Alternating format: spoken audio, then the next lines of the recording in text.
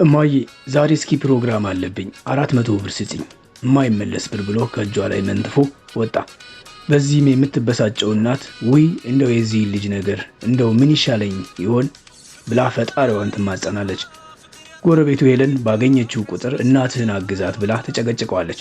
እሱ ግን እንኳን ሊያግዛት የእናቱን በፀሐይ ተቃጥላ የምታመጣውን ገንዘብ በየመጠጥ ቤቱና በየመዝናኛ ቦታው ይባስ ብሎ ጓደኞቹን እየጋበዘ ይውላል።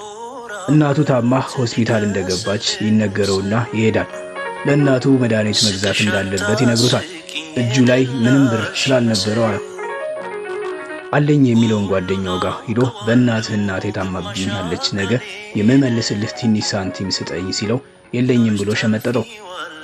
የሰው ነገር የኔ የምላቸው ሰዎች ሁሉ ጀርባቸውን ሰጡኝ ብሎ የብቸኝነት ስሜት ተሰምቶት ቁጭ ባለበት ጥሌ ከፍየዋለሁ እኮ የምር ከፈልሽው? አዎ ከፈልኩ በፈገግታ አቀፋት።